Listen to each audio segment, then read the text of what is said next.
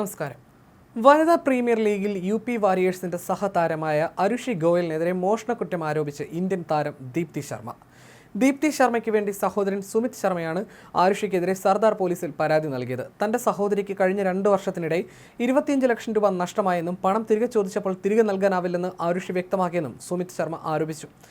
അരുഷി ഗോയൽ ആൾമാറാട്ടം നടത്തി തന്നിൽ നിന്ന് 25 ലക്ഷം രൂപ തട്ടിയെടുത്തെന്നും ഫ്ളാറ്റിൽ അതിക്രമിച്ചു കയറി സ്വർണ്ണാഭരണങ്ങൾ ഉൾപ്പെടെ മോഷ്ടിച്ചുവെന്നും 2 ലക്ഷം രൂപയുടെ വിദേശ കറൻസി കൊണ്ടുപോയെന്നും ദീപ്തി ശർമ്മയുടെ പരാതിയിൽ പറയുന്നു.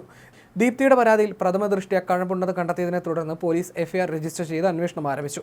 മോഷണം, വിശ്വാസവഞ്ചന, ഭവനഭേദനം തുടങ്ങിയ കുറ്റങ്ങളാണ് പോലീസ് രജിസ്റ്റർ ചെയ്തിരിക്കുന്നത്.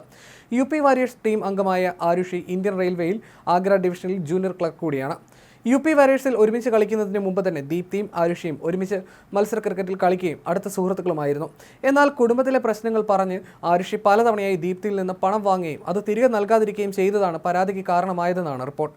ഇംഗ്ലണ്ട് എ ടീമിനെതിരെ ഇന്ത്യ എ ടീമിനായി അടുത്തിടെ കളിച്ച ആരുഷി 3 കളികളിൽ നിന്ന് 46 റൺസ് നേടിയിരുന്നു. അടുത്തിടെ സീനിയർ വനിതാ ഇന്റർ സോണൽ ദ്വിദിന ടൂർണമെന്റിൽ സെൻട്രൽ സോണിനായി 74 റൺസ് അടിച്ച് തിളങ്ങിയിരുന്നു. കഴിഞ്ഞ മാസം ദീപ്തിയുടെ ആഗ്രയിലുള്ള ഫ്ളാറ്റിൽ അതിക്രമിച്ചു കയറിയ ആരുഷി ഡോറിന്റെ യഥാർത്ഥ ലോക്കിന് പകരം മറ്റൊരു ലോക്ക് പിടിപ്പിക്കുകയും ആഭരണങ്ങളും $2,500 മോഷ്ടിക്കുകയും ചെയ്തുവെന്നും സുമിത് പറഞ്ഞു.